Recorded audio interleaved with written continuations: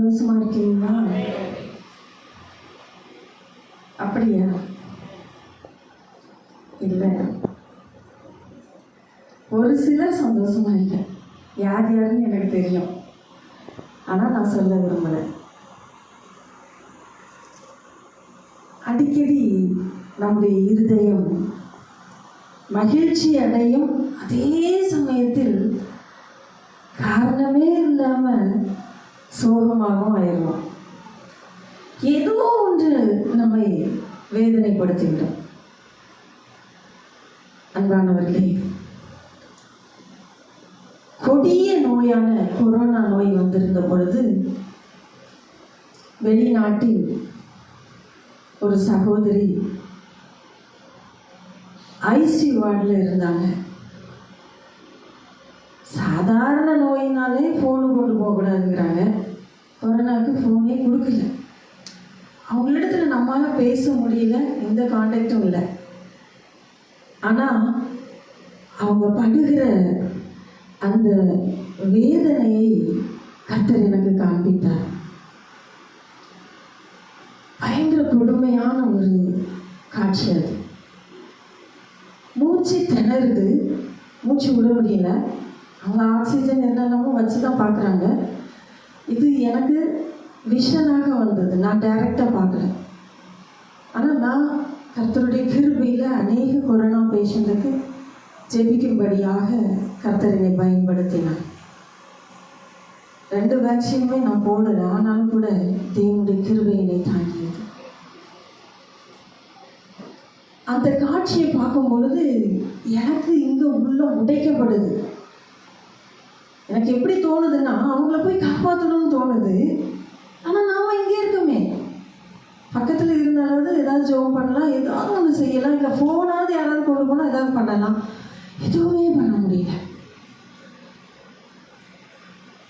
அவங்க ட்ரீட்மெண்ட்டுக்கும் ஒத்துழைக்கல. இதனால் டாக்டர்ஸ் 3 மாதமா என்ன செய்கிறதுன்னு தெரியாமல் அவங்க அந்த பெட்டில் இருந்து ஓடி ஓடி போகிறதையும் நான் பார்க்குறேன். 3 தடவை தப்பிச்சு போயிடலான்னு முயற்சி எடுத்ததையும் நான் பார்க்குறேன். இதெல்லாம் பார்த்து, ஏசப்பா என்கிட்ட ஏன்ப்பா காட்டுறீங்க, அந்த ஜீவனை காப்பாற்றுங்க காப்பாற்றுங்க காப்பாற்றுங்கன்னு நானும் ஜெபிக்கிறேன்.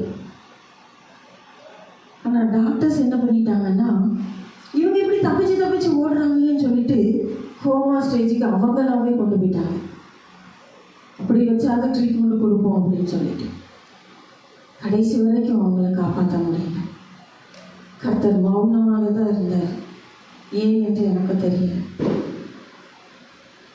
அநேகரை கொரோனா டைமில் நம்ம இழந்தோம் இல்லையா? வீட்டுக்குள்ள மகனும் தாயும் ஒருத்தருக்கு ஒருத்தர் உதவி செய்ய முடியாத ஒரு சூழ்நிலை. அந்த தாய் கொஞ்சம் கொஞ்சமாக சாகிறத மகன் பார்த்துட்டு இருக்காங்க. அவங்களுக்கும் கொரோனா, அவங்களால மகனுக்கு தாய்க்கு உதவி செய்ய முடியல, தாயால் மகனுக்கு உதவி செய்ய முடியல. அம்மா செத்து இருக்கிறாங்க. அவங்கள போலீஸுக்கு ஃபோன் பண்ணி சொல்கிறான், எங்கள் அம்மா செத்துட்டாங்க, என்ன செய்ய, யாருமே கண்டுக்கிடலை. அது கேரளா பகுதியில் அதிகமாக நடந்தது. அப்போ இன்றைக்கு நீங்களும் நானும் உயிரோடே காக்கப்பட்டு இருக்கிறோம். இம்மட்டும் கர்த்தர் நமக்கு ஒரு கிருபை கொடுத்துருக்கிறாருன்னா எதுக்குன்னு நினைக்கிறீங்க? அவங்கள விட நம்மளாம் பெரிய பரிசுத்தவங்களா, ரொம்ப நல்லவங்களா? இந்த மரம் இந்த வருடம் இருக்கட்டும் இருக்கட்டும், நான் நேசிக்கிறேன், நான் அதிகமாக உங்களை நேசிக்கிறேன். அப்பாவோட அன்பை சொல்றதுக்கு வார்த்தையே இல்லை. அவருடைய காயங்களை யோசிச்சு பார்க்கும் பொழுது நாமெல்லாம் ஒரு கால் தூசிக்கு பெற மாட்டோம். ஒரு அடி அடிச்சா கூட எனக்கு ஏசுனா யாருன்னு தெரியாதுன்னு கட்டாயம் சொல்லிட்டு ஓடிடுவோம். நம்ம நினைக்கிறோம், நான் ரத்த சாட்சியா மறிச்சிடலாம், அப்படி இருக்கலாம் இப்படி இருக்கலாம். ஆனால் அது மிகுந்த கடினமான ஒன்று. சரி, ஒரு பாடல், நீங்க மட்டும் இல்லைன்னா எங்கோனா சென்றிருப்பேன், எப்படியோ வாழ்ந்திருப்பேன்னு சொல்லி உள்ளத்தின் ஆழத்தில் அவருடைய அன்பை உணர்ந்து நம்ம பாட போறோம். என்ன கனிதரும் செடியா மாத்துங்கப்பா, நான் மற்றவங்களுக்கு கண்ணி கொடுக்கணும்னு சொல்லி. சரியா? கண்ணு நல்லா தெரியுதா?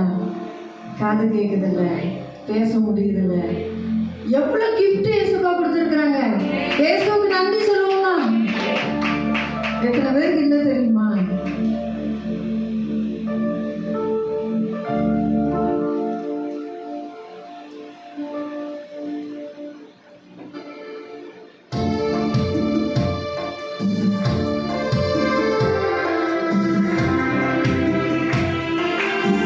கரங்களை தட்டி உற்சாகமா நம்ம உள்ளத்தின் ஆழத்திலிருந்து அந்த வார்த்தைகளை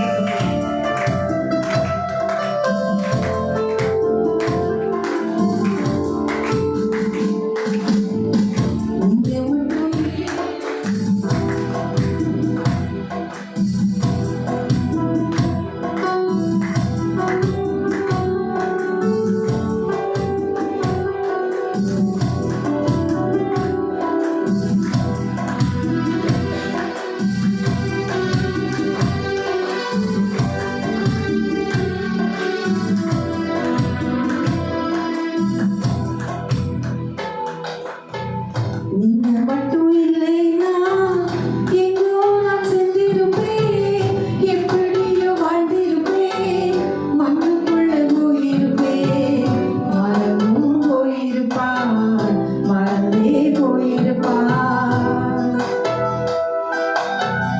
நீங்க மட்டும் இல்லைனா எங்கோ நான் சென்றிருப்பேன், எப்படியோ வாழ்ந்திருப்பேன், மண்ணுக்குள்ள போயிருப்பேன், மரமும் போயிருப்பார், மரமே போயிருப்பார். நீங்க மட்டும் இல்லைனா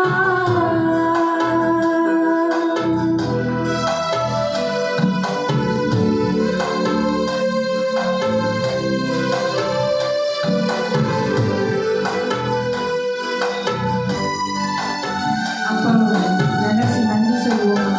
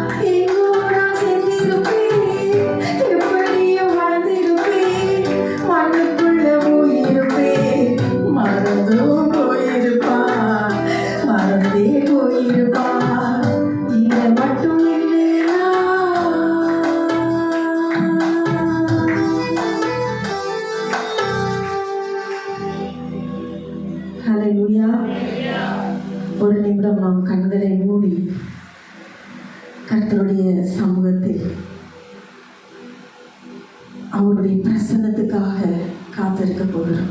அப்பா, உலகத்தில் எத்தனையோ பேருடைய சத்தம் என் காதுகளில் கேட்டுக்கொண்டே இருக்குதுப்பா. ஒரு நாளைக்கு யார் யாரோ என்கிட்ட பேசுறாங்க. எனக்கு அந்த சத்தத்தை நான் கேட்கணும்னு விருப்பம் இல்லப்பா. உங்களுடைய சத்தத்தை நான் கேட்கணும். இந்த குளிர்ச்சியான நேரத்துல உங்களுடைய சத்தத்தை நான் கேட்க விரும்புகிறேன்னு சொல்லுவீங்களா? உங்களுடைய சத்தத்தை நான் கேட்க விரும்புகிறேன்னு சொல்லுவீங்களா? ஆசையோடு அப்பா உங்க பக்கத்துல வந்திருக்காங்க. என் பிள்ளை என் சத்தத்தை கேட்கணும், என் பிள்ளை நான் பேசணும், எவ்வளவு ஆசையா வந்திருக்காங்க தெரியுமா? இந்த வளாகம் முழுவதும் அவருடைய மகிமையினால் நிரப்பப்பட்டு இருக்கிறதை நான் பார்க்கிறேன். தேவ மகிமை நம்மை நிரப்பிக் கொண்டிருக்கிறதை நான் பார்க்கிறேன். அப்பாவோட கரம் ஒவ்வொருவரையும் தொடுகிறதை நான் பார்க்கிறேன். தேவ வல்லமை உங்களை நிரப்புகிறதை நான் பார்க்கிறேன். அப்பா, உமக்கு நன்றி, நன்றி, நன்றி தகப்பனே. உடைய வார்த்தையை கேட்கிற பாக்கியத்தை எங்களுக்கு தாரும். இயேசுவின் நாமத்தில் ஜெபிக்கிறோம் பிதாவே. ஆமென், ஆமென். ஹல்லேலூயா. சரி, நம்முடைய இருதயத்தில் திடீர்னு ஒரு கவலை வந்துடும். இப்பதான் சொன்னேன், நல்லா சந்தோஷமா இருப்போம், கவலைக்கு காரணமே இருக்காது. ஒன்றும் இல்லாத கவலைக்கு அதிகமாக நம்ம கவலைப்பட்டுரும். சில நேரங்களில் உண்மையிலே நம்மகிட்ட எதுவுமே இருக்காது, எந்த ஒரு பொருளும் இருக்காது. சில குடும்பங்களில் நான் பார்த்திருக்கிறேன், அந்த குடும்பங்களில் நடக்கிற கஷ்டம் எப்படி இருக்குன்னா, சம்பளம் வாங்கிட்டு வருவாங்க, அந்த சம்பளம் வட்டிக்காரங்களுக்கு கொடுக்கணும், வீட்டு வாடகை கொடுக்கணும், இன்னும் அநேக காரியங்களை அவங்க யோசிப்பாங்க. இவ்வளோ இருக்கு, இதை வச்சுட்டு எல்லாமே வாங்கின அன்னைக்கே போயிடும். மீதம் என்ன இருக்குன்னு தெரியுமா? இன்னும் கடன் கொடுக்கணும், இன்னும் வட்டி கொடுக்கணும். இதுதான் மிச்சம் இருக்கும் சில குடும்பங்கள்ல. அப்போ அவங்க அடுத்த சாப்பாட்டுக்கு நல்ல சாப்பாடு சாப்பிட முடியுமா? நல்ல துணிமணி வாங்கி உடுக்க முடியுமா? நல்ல சொகுசு வாழ்க்கை வாழ முடியுமா? இப்படி நிறைய காரியங்கள் இருக்கு. ஆனா இன்னைக்கு கர்த்தர் உங்ககிட்ட ஒரு காரியத்தை சொல்ல சொன்னார். ஒன்றும் இல்லாமல் எல்லாவற்றையும் என் வார்த்தையினால் நான் உருவாக்கினேன். ஏதாச்சும் இருந்துச்சா அவர் உருவாக்குறதுக்கு முன்னாடி? சர்வ வல்லமை உள்ள கர்த்தர் நான், என்னாலே செய்யக்கூடாத அதிசயமான காரியம் ஒன்றுமில்லை. அப்போ யாருக்கு இந்த அற்புதத்தை அவர் செய்கிறார்? யாருக்கு இந்த அற்புதம் நடக்கிறது? நிறைய சாட்சிகள் இருக்கு. நானே சொல்லிக்கிட்டு போனா அவங்க பத்தாது. என் வாழ்க்கையில நடந்திருக்கு, நான் ஜெபித்து அநேகருடைய வாழ்க்கையில நடந்திருக்கு. எதுக்குன்னா, மற்றவங்களை போல எனக்கு ஜெபிக்க தெரியாது. ஒண்ணுதான் சொல்வேன், அப்பா உங்க மகன், அப்பா உங்க பிள்ளை இறங்குங்க. அவங்க கண்ணீர் வடிக்கக்கூடாது, அவங்க அந்த வியாதியோடு இருக்கக்கூடாது, அவங்க அந்த கடன்ல இருக்கக்கூடாது. இப்படிதான் எனக்கு சொல்ல தெரியும். உடனே அப்பா மனம் இறங்குவாங்க. ஏன்னா நீங்க அவங்களோட பிள்ளை, கர்த்தருடைய மகள், கர்த்தருடைய மகன். உள்ள கையில் வரைஞ்சி வச்சிருக்கிறார் இல்லையா? அப்படிப்பட்ட அன்பான தகப்பன். அன்பானவர்களே, யாத்திராகமம் 4ஆம் அதிகாரம் வசனம் 2.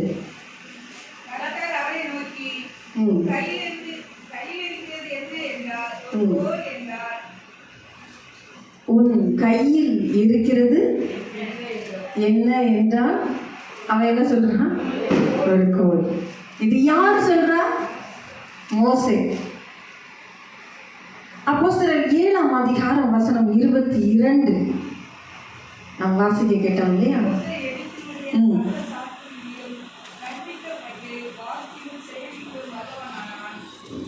மோசே எகிப்தியருடைய சகல சாஸ்திரங்களிலும் கற்பிக்கப்பட்டு வாக்கிலும் செய்கையிலும் வல்லவனானான். சிறந்தவனானான், நல்லவனானான் இல்ல, வல்லவனானான். அப்போ எப்படி இருந்திருப்பாங்கன்னு பாருங்க. மோசே எத்தனை மாசத்துல அங்க போனாங்க? எத்தனை மாசம் குழந்தையாக மோசே ராஜ அரண்மனையில வளர்க்கப்பட்டாரு? 3 மாத குழந்தையா போனார்.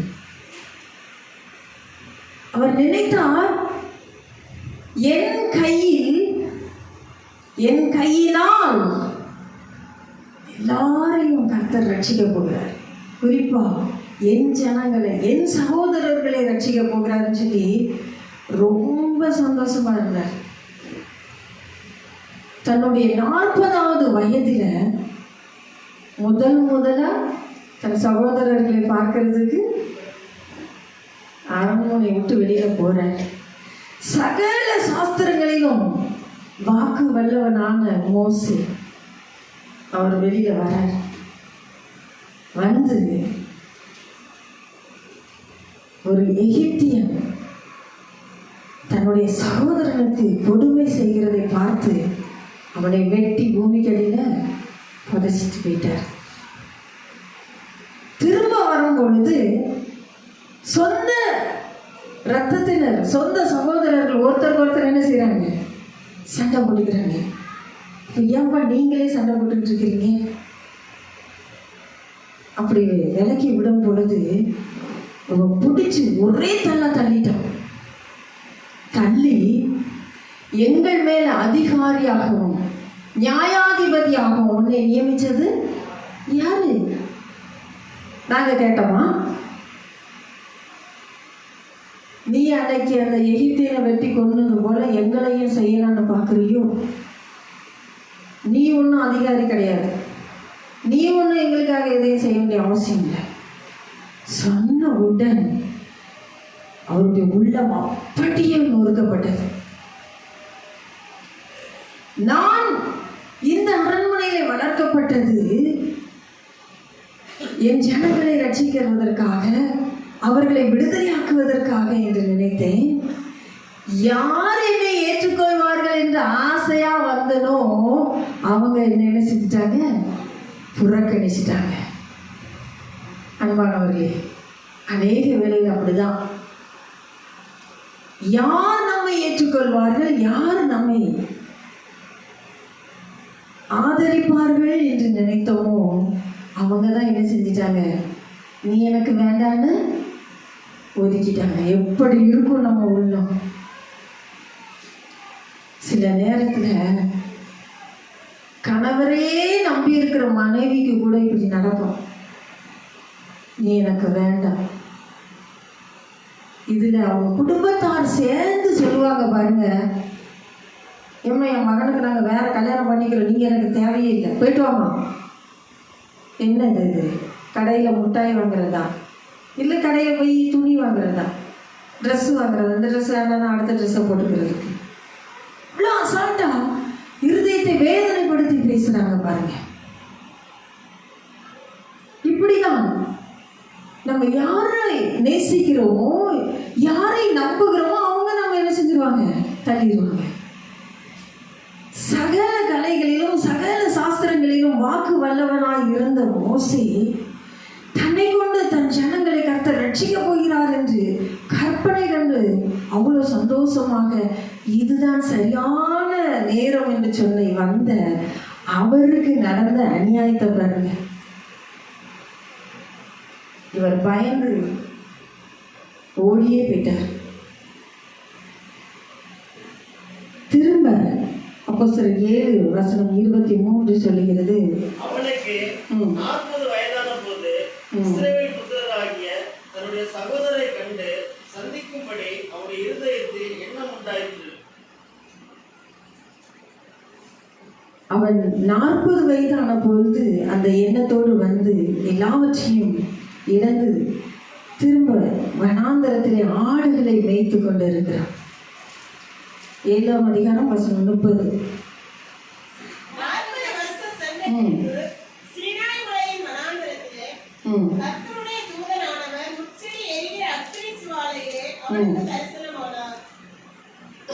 திரும்ப 40வது வருஷத்தில் 40 வருஷம் கழிச்சு முச்செடியில் அவர் தரிசனமானார். அப்பதான் இந்த கேள்வியை கேட்கிறாரு, உன் கையில் என்ன இருக்கிறது? உங்க கையில என்ன இருக்கு? ஒண்ணுமே இல்லை, எல்லாம் 0 ஆயிடுச்சு. எல்லாம் இருந்தது, சகல திறமையும் இருந்தது, பணம் இருந்தது, பொருள் இருந்தது, நகை இருந்தது, நிலம் இருந்தது, படிப்பு இருந்தது, எல்லா திறமையும் இருந்துச்சு. அதுதான் கர்த்தருக்கு தேவையா? அது வேண்டாம். இப்போ கையில் என்ன இருக்கு? ஒரே ஒரு கோல். இப்போ என்கிட்ட ஒண்ணுமே இல்லை. தன்னை வெறுமையாக்கின ஒரு மோசையை கர்த்தர் பார்க்கிறார்.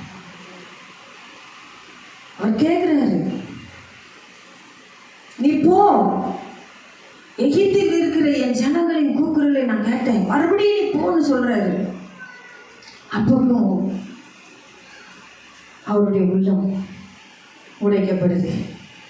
ஏன்னா உன் மேல எங்க மேல ஒன்று அதிகாரியாகவும் நியாயாதிபதியாகவும் வச்சது யாரு? நீ எனக்கு தேவையில்லைன்னு சொல்லி விரட்டி அடிச்ச அதே இடத்துக்கு திரும்ப போகவா? யார் என்ன ஏற்றுக்குவான்? நிறைய கொஸ்டின் மேலே கொஸ்டின் கேட்டுட்டே வர்றாரு. உங்களுடைய நாமம் என்ன? அவங்க ஏற்றுக்க மாட்டாங்கன்னா என்னென்ன போய் சொல்றது? கடைசியாக சொல்றாரு, எனக்கு திக்கு வாயும் மந்த நாமம். இதை நம்ப முடியுதா? எதனால அவருக்கு திக்கு வாயும் மந்த நாமம் வந்திருக்கும்?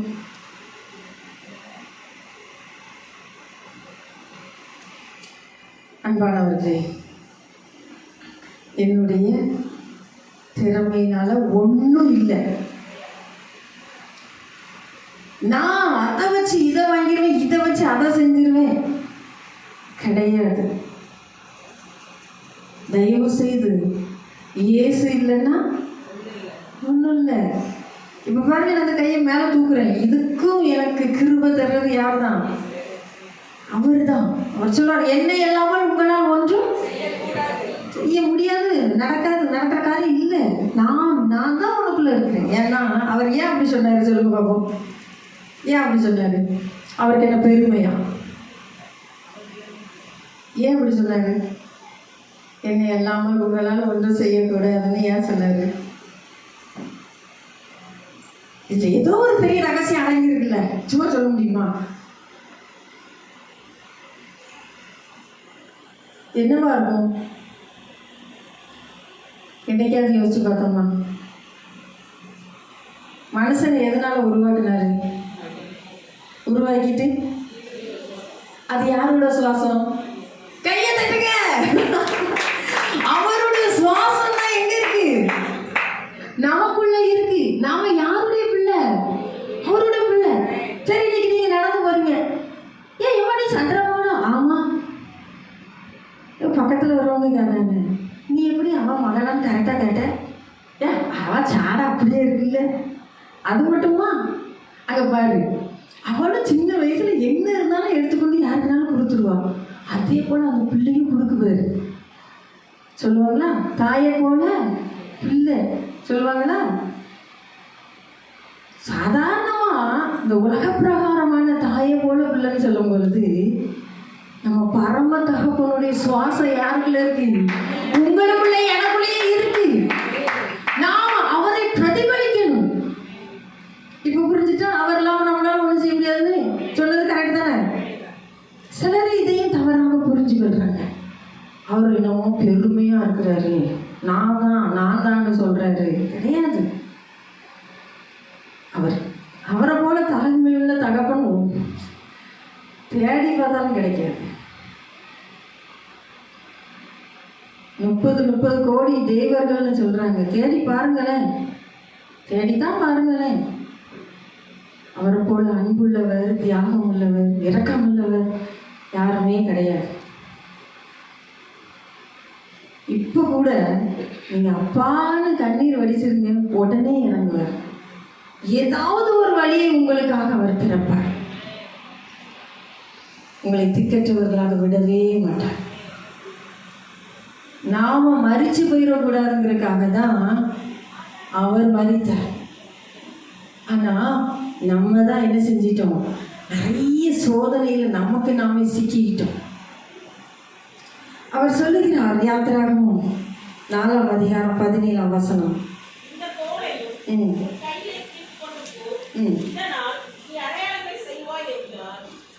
இந்த கோலையும் உன் கையிலே பிடித்து கொண்டு போ, இதனால் உன் அற்புத அடையாளங்களை செய்வார்.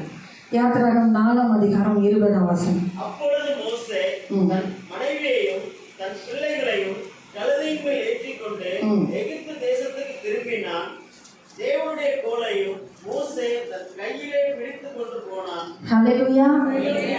தேவனுடைய கோலை தன் கையிலே பிடித்து கொண்டு போனான். அந்த கோல் எதுதான்? இந்த பரிசுத்த வேதாகமம் தான், வேற ஒண்ணுமே இல்லை. மெய்ப்பனின் கோல் நமக்கு இதுக்கு ஒரு பேர் இருக்கு தெரியுமா? ஆடுகளின் பின்னாலே போன மோசே கையில இருந்த கோல் இந்த கோல் தான். இதையும் நீ பிடித்து கொண்டே போ அப்படின்னு சொன்னாரு. அவன் எதை பிடிச்சிக்கிட்டானா? தேவனுடைய கோலை பிடிச்சிக்கிட்டான். அதை வைத்துதான் அநேக அற்புத அடையாளங்கள் நடந்துகிட்டே இருக்கு. கடைசியா வந்தது எங்க? எந்த இடத்துல வந்து முட்டிட்டு ஒவ்வொரு அற்புதமா நடந்து எகிப்தியரை கொள்ளையடிச்சு வெளியில வந்தாச்சு. தலைச்சன் சங்காரம் நடந்துச்சா? அதற்கப்புறம் அவர்கள் எல்லா வெள்ளி உடைமை, பொண்ணுடைமைகள் எல்லாம் கொடுத்தாங்களா? கொடுத்து போயிட்டு வாங்கப்பா, நல்லா இருக்கீங்க, போயிருங்க, இதுக்கு மேல நீங்க இருந்து எங்களை வேதனைப்படுத்திடாதீங்கன்னு சொன்னாங்களா? அப்போ கூட அந்த பார்வன் என்ன செய்யறாரு? எங்களையும் ஆசீர்வதியும், என்னையும் ஆசீர்வதியும் கேட்டு பேராசை அவனுக்கு. இந்த ஜனங்களை வைத்து அடிமைப்படுத்தி அவ்வளவு சம்பாத்தியம், அவ்வளவு பிரமிடுகள், அவ்வளவு அழகழகு கோட்டைகள், அவ்வளவு அழகழகு நகரங்களை அவன் கட்டினாலும் இவங்களை விடுறதுக்கு மனசு இல்லை. அவ்வளவு பேராசை. என்னை ஆசீர்வதி, என்னை ஆசீர்வதிங்கிறான். வெளியில வந்துடுச்சு. வந்தா முன்னால என்ன இருக்கு? அதான் இப்ப என்ன செய்யறது? அவங்க எல்லாரும் கேட்கிறாங்க, எகிப்துல கல்லறை இல்லைன்ட்டா இங்க எங்களை கொண்டு வந்தப்பா, ஏன் எங்களுக்கு கொண்டு வந்து நிறுத்தின? நம்முடைய பிள்ளைகளும் சரி, உறவினர்களும் சரி, சில கேள்விகளை நம்மளை கேட்கும்போது அதை தாங்கவே முடியாது. அவங்களுக்காக தான் மாடா உழைச்சிட்டு இருப்போம். எங்களுக்கு என்னத்தை செஞ்சீங்க? ஒவ்வொரு அம்மா அப்பாவையும் போய் பாருங்க, அவங்க பிள்ளைகளுக்காண்டி எத்தனை நகை செஞ்சு வச்சிருக்காங்க, என்ன எவ்வளோ நல்ல காலேஜில் சேர்த்து விட்டு படிக்க வைக்கிறாங்க. எங்களுக்கு என்ன செஞ்சுருக்கீங்க? சில பிள்ளைகள் கேட்பாங்க, சில கணவர் மனைவியை பார்த்து கேட்பாங்க, நீ என்ன சொல்ற? ஒன்றுக்கும் லாய்க்கு இல்லை. ஏதாவது ஒரு வார்த்தை பேசி உள்ளத்தை வேதனைப்படுத்துவாங்க. கஷ்டப்பட்டு அடிமைத்தனத்திலிருந்து இவ்வளோத்தையும் கண்கூட அவங்க பார்த்துட்டு தான் இருக்காங்க. ஆனால் கடைசியில் இங்கே வந்த உடனே அவங்களுக்கு என்ன ஆயிடுச்சு? நம்பிக்கையை போச்சு. மோசையை பிடிச்சி அவ்வளவு கேள்வி கேட்டுக்கொண்டு இருக்கிறாங்க.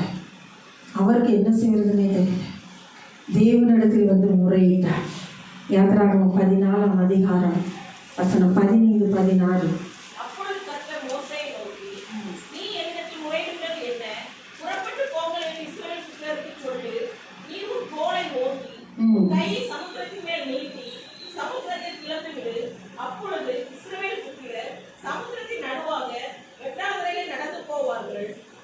பார்த்தீங்களா? நீ என்னிடத்தில் முறையிடுகிறது என்ன? இத்தனை ஆண்டுகள், இத்தனை வயது வரை நான் உன்னை நடத்திட்டு வரலையா? இப்போ என்னாச்சு? பயம் வந்துருச்சு. இனிமேல் நடக்குமா என்னன்னு தெரியலையப்பா. என் வாழ்க்கையில் ஏதாவது ஒரு அற்புதம் நடக்குமா என்னன்னு எனக்கு தெரியல. எனக்கு இருந்த நம்பிக்கையெல்லாம் போயிடுச்சு. இனிமேல் நம்புறதுக்கு ஒன்றுமே இல்லைன்னு பயந்து போய் நம்ம இருக்கிறோம். அப்போ தேவனாகிய கர்த்தர் என்ன சொல்றாரு? நீ என்னிடத்தில் முறையிடுகிறது என்ன? உன் கையில இருக்கிறத பயன்படுத்து. எப்பவும் நமக்கு ஒரு பிரச்சனை என்றால் பயன்படுத்த வேண்டியது எதுதான்? இதுதான், இதில் உள்ள வார்த்தைகள் தான். சரி, நமக்கு பிரச்சனையே வராமல் இருக்கணும்னு என்ன செய்யணும்?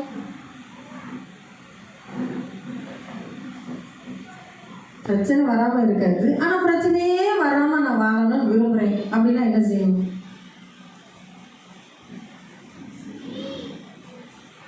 அதுக்கு ஏதாவது ஒரு வழி இருக்கும்ல. முழுவதும் அவரிடத்துல சரண்டர் ஆகிறது தான். ஒரு தாய், ஒரு தகப்பன் ஒரு பிள்ளைக்கு ஏதாவது கெடுதல் நினைப்பாங்களா? அந்தந்த வயசு வரும்போது, ஃபர்ஸ்ட் ஸ்டாண்டர்ட் முடிச்சா செகண்ட் ஸ்டாண்டர்ட் கரெக்டாக போயிட்டே இருக்கும், காலேஜ், அதுக்கப்புறம் திருமண வாழ்க்கை கரெக்டாக செய்து கொடுக்காங்களா? பொல்லாதவர்களாகிய நீங்களே உங்கள் பிள்ளைகளுக்கு நல்ல ஈவுகளை கொடுக்க அறிந்திருக்கும் பொழுது அப்போ நாம் என்ன செய்யணும்? நம்ம வாழ்க்கையை யார் கையில் ஒப்பு கொடுக்கணும்?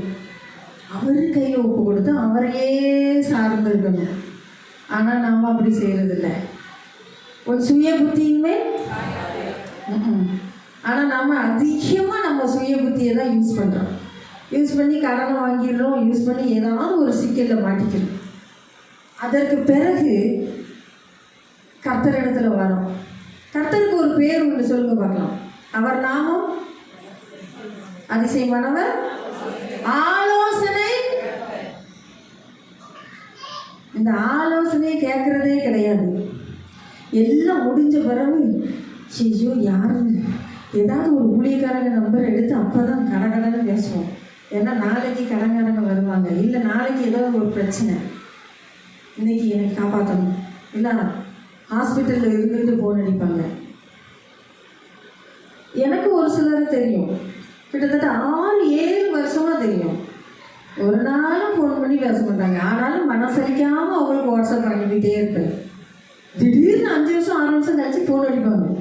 என்னம்மா தெரியும், என்னம்மா ஏம்மா என்னம்மா சொல்லுங்க, ஆஸ்பத்திரியில் இருக்கவா, என்ன தாங்க முடியலம்மா அப்படியாம்மா.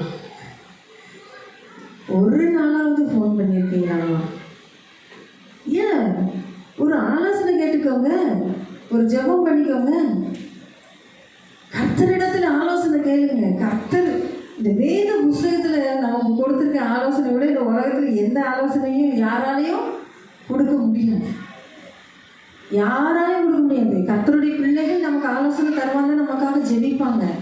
ஆனால் அவங்க கூட என்ன செஞ்சிடலாம்? நம்ம ஃபோன் அட்டன் பண்ணாமல் அல்லது நமக்கு சரியான ஆலோசனை கொடுக்க தவறலாம். ஆனால் வேதாகமும் அப்படி அல்ல, இது புறமிடப்பட்டது.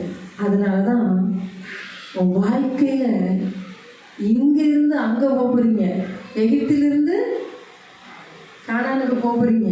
இந்த பயணத்தில் இதுக்கு கூடவே இருக்கணும், இது கூடவே இருக்கணும். ஒரு தடவையாக கர்த்தர்கிட்ட போய் முறையிட்டே இருக்க வேண்டிய அவசியம் இல்லை. இந்த வார்த்தையை கொண்டு போய் நம்மளால் ஜெயிக்க முடியும். சரி, இன்னும் ஒரு எக்ஸாம்பிள் சொல்கிறேன். நம்ம எல்லோரும் உட்காந்து சாப்பிட போகிறோம்ல, ஒரு கீழே வரிசையாக உட்காந்தாச்சு. திடீர்னு ஒரு நாய்க்குட்டி வருது, அனுமதிப்போமா? சாப்பிட்டுட்டு போட்டோம் விடுவோமா? என்ன செய்வோம்? போன்னு சொல்லுவோம்ல, அதை தான் நம்ம செய்யணும். நம்முடைய வாழ்க்கையில் சத்துருவின் கிரியைகள் உள்ள வராதபடிக்கு நாம் அதை துரத்தி அடிக்கணும். இல்லைன்னா அது வந்து நல்லா நம்ம பந்தியில் உட்கார்ந்து சாப்பிட ஆரம்பிச்சோம். கர்த்தர் சொன்னாரு, ஒருவன் என் சத்தத்தை கேட்டு கதவை திறந்தால் போஜனம் பண்ணுவேன். இங்கே நம்ம கூட யார் போஜனம் பண்றா நீங்க முடிவு எடுத்துக்கோங்க. அவர் ஜீவவிருட்சத்தின் கனியை குறித்து பேசிட்டு இருக்கிறாரு, ஆனால் இங்கே நரகத்தின் கனியை குறித்து பேசிட்டு இருக்குது. கூட வந்து உட்காந்துடும், குடியிருக்கும், குடிக்கல கொண்டு போய் நம்மளை தள்ளிடும். நமக்கே தெரியாது. அது விளையாட்டாக வரும், ஃபோன் மூலமாக வரும், டிவி மூலமாக வரும், நண்பர்கள் மூலமாக வரும், சில தேவையில்லாத ஆசைகள் மூலமாக வரும். எப்பவுமே எச்சரிக்கையாக இருக்கணுங்கிறது தான் தேவனாகிய கர்த்தர் நமக்கு சொன்னது. யாத்திராகமம் 14ஆம் அதிகாரம் 28ஆம் வசனம். ஜலம் திரும்பி வந்து ரதங்களையும் குதிரை வீரரையும் அவர்கள் பின்னாக சமுத்திரத்தில் பிரவேசித்திருந்த பார்வோனுடைய ராணுவம் அனைத்தையும் மூடிக்கொண்டது. அவர்களின் ஒருவனாகிலும் தப்பவில்லை. அடுத்த வசனம். இஸ்ரவேல் புத்திரரோ சமுத்திரத்தின் நடுவாக முக்காந்தரையின் வழியாய் நடந்து போனார்கள். அவர்கள் வலதுபுறத்திலும் அவர்கள் இடதுபுறத்திலும் ஜலம் அவர்களுக்கு மதிலாக நின்றது. பாருங்க, அவர்களில் ஒருவனாகிலும் தப்பவில்லை. எல்லாரையும் கர்த்தர் அழித்து போட்டு மகிமை அடைந்தார். அவர் சொன்னார், பார்வோனிலும் அவன் ரதங்களிலும் நான் மகிமை அடைவேன் சொன்னாரா? சுற்றி இருந்த எல்லா தேசத்தாருக்கும் அந்த பயம் வந்தது. இந்த சம்பவத்தை கேள்விப்பட்ட அத்தனை பேருக்கு என்ன செய்தது? பயம் வந்தது. எல்லா தேசத்தாருக்கும் அதை கேள்விப்பட்டவங்கெல்லாம், அம்மா கர்த்தரே தெய்வம், இப்படி நடந்தது. எகிப்தின் மீதும் அதன் இராணுவத்தின் மீதும் அந்த ராஜாவின் மீதும் அதன் ரதங்களோடும் எல்லாத்தையும் குதிரை எல்லாமே போச்சு. அவங்க எதெல்லாம் பெருமையா நினைச்சாங்களோ அத்தனையும் கர்த்தர் அடிச்சு அழிச்சார்.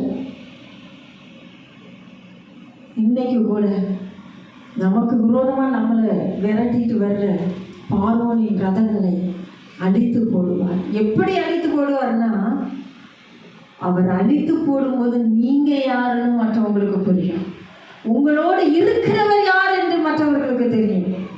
அது வரைக்கும் தெரியாது. நீங்க கர்த்தருடைய பிள்ளைன்னு ஏளனம் பண்ணுவாங்க, ஆனா அவர் மகிமைப்படுவார். அதனால்தான் நான் உன்னில் மகிமைப்படுவேங்கிற வார்த்தையை அவர் பேசினார். அப்போ உங்களில் அவர் மகிமைப்படும் காலம் இது. உங்களை பார்க்கிறவங்க சொல்லுவாங்க, கர்த்தருடைய பிள்ளை இவங்ககிட்ட நம்ம வச்சுக்க கூடாது என்று சொல்லி. நியாயாதிபதிகளின் புஸ்தகம் 7ஆம் அதிகாரம் வசனம் 13.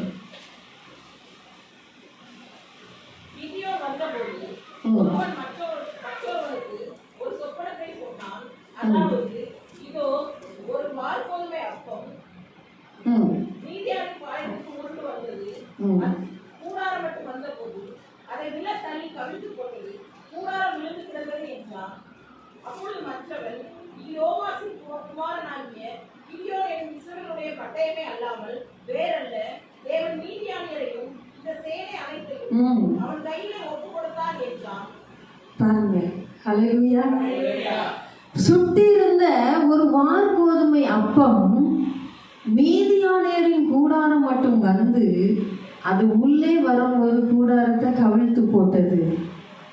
எல்லாமே போச்சு. அப்போ இந்த கிதியோன் கர்த்தருக்கு முன்பாக நின்று கொண்டிருக்கிறார். அவரை சுற்றி வளைத்து ஒரு 3 பெரிய படையே நின்றுட்டு இருக்கு. என்ன செய்யறது? மீதியானியர், அம்மோன் புத்திரர், கிழக்கத்தியர் எல்லாம் என்ன செஞ்சிட்டு இருக்காங்க? சுற்றி வளைச்சு யுத்தத்திற்கு ரெடியா வந்து நின்றுட்டு இருக்கிறாங்க. கிதியோனை பார்த்து கர்த்தர் சொல்றாரு, என் கை என்னை ரட்சித்தது என்று எனக்கு விரோதமாக வீம்பு பேசக்கூடும். இங்கு மோசேயை கர்த்தர் சகலகலா வல்லவனாக பார்க்கும் பொழுது எடுத்து பயன்படுத்துவேன். நான் ஒன்றும் இல்லைப்பா, ஐ எம் ஜீரோ, திக்குவாய் மந்தன் அவனு சொல்லும் போது பயன்படுத்தினார். அதே வார்த்தையை கிதியோனுடைய காரியத்தில் அவர் செய்கிறத பாருங்க. அவர் சொல்றாரு, இந்த ஜனங்கள் அவங்க வாயால என்ன செஞ்சிருவாங்க? எங்களால இந்த ரட்சிப்பு வந்துட்டுன்னு சொல்லிடுவாங்க. இந்த ஜனங்களை விட்டுட்டு நான் கொஞ்சம் பேர் தான் தேர்ந்தெடுத்து உன் கையில தர போறேன். அவங்கள வச்சு தான் நீ இந்த யுத்தத்தை செய்ய போறேன்னு சொன்னார்.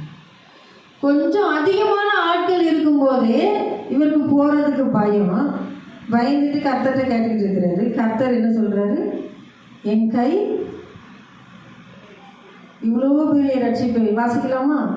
அப்பொழுது கர்த்தர் கிதியோனை நோக்கி, நான் மீதியானியரை உன்னோடு இருக்கிற ஜனத்தின் கையில் ஒப்புக் கொடுத்ததற்கு அவர்கள் மிகுதியாய் இருக்கிறார்கள்.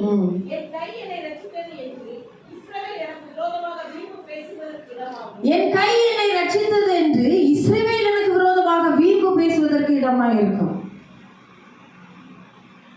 நான் செய்துட்டேன், நான் செஞ்சு முடிச்சிட்டேன், நான் படிச்சுட்டேன், எனக்கு இது கிடைச்சிச்சு, என்னுடைய திறமை நான் என்று சொல்லுகிற நம்மை பார்த்து கர்த்தர் சொல்லுகிறாரு, எனக்கு விரோதமாக நீ வீம்பு பேசுற, நான் இல்லைன்னா ஒன்றும் இல்லை, என்ன இல்லாமல் உங்களால் ஒன்றும் செய்யக்கூடாதுன்னு சொல்லியிருக்கேன். ஆனால் நான் என்ன செஞ்சிட்டு இருக்கேன்? எப்பா நான் கட்டினேன் அப்படிங்கிறோம். ஒரு வீட்டை கட்டிட்டு எப்பா அப்படின்றோம். ஒரு கல்யாணத்தை பண்ணி முடிச்சு எப்பா எவ்வளோ கஷ்டப்பட்டு இதெல்லாம் முடிச்சேன்னு தெரியுமா? என்னமோ நம்ம திறமையில எல்லாம் ஓடுதுன்னு நம்ம நினச்சிட்டு இருக்கிறோம்.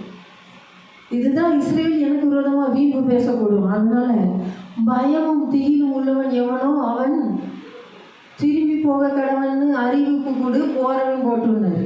எத்தனை பேர் போயிட்டாங்க? 20,000. கரெக்ட், கை தட்டுங்க. 20,000 பேர் திரும்ப போயிட்டாங்க. அதோட விட்டாரா கர்த்தர்? இன்னும் அதிகமான ஆட்கள் கொண்டு இருக்காங்கப்பா. இதெல்லாம் தேவைப்படாது. வெறுமையாக்கி ஆசீர்வதிக்கிற தேவன் நம் தேவன். ஏன் அந்த வெறுமை? ஏன் இந்த குறைவு? ஏன் இந்த நஷ்டம்? ஏன் இந்த கஷ்டம்? நேற்று தான் பார்த்தோம். அதனால் உங்களுடைய பிரமாணங்களை கற்றுக்கொண்டு, இல்லைன்னா நம்மளும் திமிர எடுத்து போய் தான் அலைஞ்சிருப்போம். அப்படி ஒரு கெத்தாக தான் இருந்திருப்போம். அந்த திமிர் அடக்கிறதுக்கு தான் நம்மளை வெறுமையாக்குறது. அதுக்காக அப்படியே விடுகிறவர் அல்ல, நமக்கு துணையாக இருக்கிறது.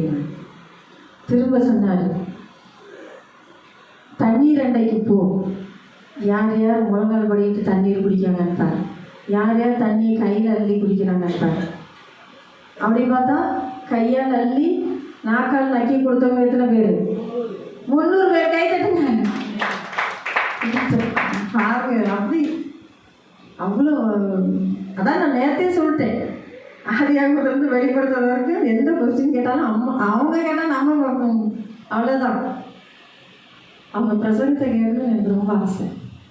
நாளைக்கு பேசுவீங்களாம்மா? எனக்கு ரொம்ப ஆசை. நான் நினச்சிட்டே இருந்தேன் அவங்க வார்த்தையை கேட்கணும் அப்படின்னு. சரி, இந்த 300 பேரோட நீ போ. நான் போலப்பா, நான்லாம் போக முடியாது. சும்மா இவ்வளோ பேர் இருக்கும் போதே நான் போக பயந்தேன். இப்போ 300 பேர் வச்சுக்கிட்டு போங்கிறீங்க, அவனோட பயமா இருக்கா? ஆமாப்பா. அப்போ ஒன்று செய், மீதியானியரின் பாளையத்துக்கு போங்க. உனக்கு தனியாக போக பயமா இருந்தால் யாரை கூட்டு போகணுமா? வேலைக்காரன் யாரு? பூரா. பார்த்தீங்களா, சொன்னேன்னா வசனத்தை அவ்வளோ படிச்சு வச்சிருக்காங்க. எவ்வளோ ஞானம் அவங்களுக்கு கற்றுக் கொடுத்துருக்கு. அந்த பூரா ஒரு பூரம் தான். நமக்கு யாரும் இல்லை, நம்மள ஒரு சீரம். நானே ஒரு பூச்சி, யாக்கோபு என்னும் சிறு பூச்சி நான் அப்படின்னு பயந்துட்டு இருக்கும்போது அவர் சொல்றாரு, பூராவை கூட்டு போங்க. இப்படி பார்க்குறாரு, இவரை கூட்டு போவா? சரிப்பா நான் போகிறேன்னு சொல்லிட்டு அப்படியே மீதியானியரின் பாளையத்துக்கு பக்கத்தில் ஜாமக்காரர் நைட்டு வாட்ச்மேன் இருப்பாங்க இல்லையா, அங்கே வந்தாச்சு. அங்கே வந்தா எட்டி பார்க்குறாங்க, இவங்கெல்லாம் வெட்டிக்கிளிகள் போல படுத்து தூங்கிட்டு இருக்காங்க. அவங்க ஒட்டகங்களுக்கு கணக்கே இல்லை, கடற்கரை மணலை போல இருக்குன்னு எழுதப்பட்டிருக்கு. அம்மாடி, நீங்களும் நானா இருந்தா அப்படியே ஓடிருப்போம்.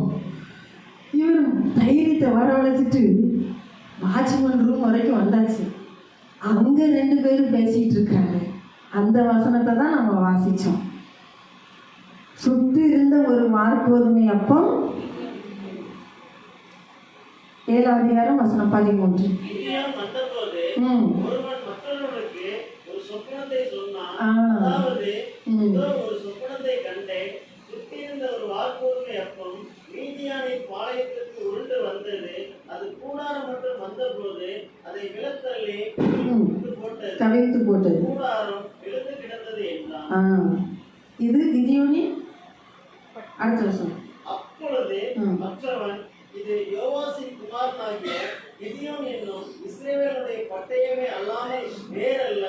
தேவன் மீதியானியரையும் இந்த சேனை அனைத்தையும் அவன் கையிலே ஒப்பு கொடுத்தார். ஹல்லேலூயா. எல்லாரையும் உன் கையில ஒப்பு கொடுக்க போறார் இன்றைக்கு இரவு கர்த்தர். பொல்லாத பிசாசின் கிரியைகள் அழிக்கப்பட போகிறது. உங்களுக்கு விரோதமாக எழுந்தவர்களை கர்த்தர் உங்கள் கையில் ஒப்பு கொடுக்க போகிறார். விசுவாசிக்கிறீங்களா? விசுவாசிக்கிறவனுக்கு எல்லாம் கூடும். விசுவாசம் இல்லாமல் தேவனுக்கு பிரியமா இருக்கவே முடியாது. விசுவாசமானது நம்பப்படுகிறது, உறுதியும் நிச்சயமா இருக்குது. நம்ப முடியாது, நம்ம கண்ணில் பார்க்கவும் இல்லை. ஆனா விசுவாசிங்க, விசுவாசிங்க, விசுவாசிங்க. நீங்க பெற்றுக்கொள்ளணும், நீங்க பெற்றுக்கொள்ளணும். அது ஒண்ணுதான் என்னோட வாஞ்சை. விடக்கூடாது, கர்த்தரை விடவே கூடாது. அவர் சமீபத்தில் இருக்கும் போது பிடிச்சுக்கணும். இன்னைக்கு என்கிட்ட கர்த்தர் சொல்லி அனுப்புனது அதுதான். ஒன்றும் இல்லை, என்கிட்ட ஒன்றும் இல்லைன்னு என் பிள்ளைங்க அழுகிறாங்க. ஒன்றும் தேவை கிடையாது.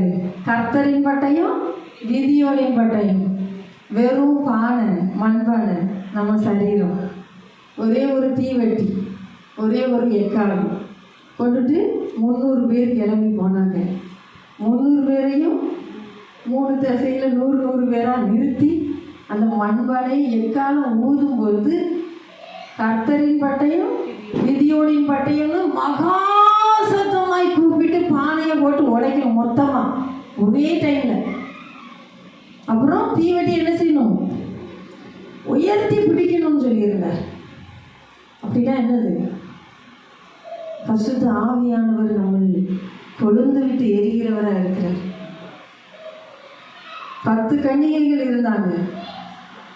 5 பேர் போயிட்டாங்க. 5 பேர் எண்ணெய் வாங்குறதுக்கு திருப்பி ரிட்டர்ன் பண்ணாங்க. அவங்களுக்கு கதவு பூட்டப்பட்டது. அசால்ட்டா இருக்காதீங்க. நான் எப்படி பரலோகம் போயிடுவேன்ப்பா அப்படின்லாம் இல்லைப்பா.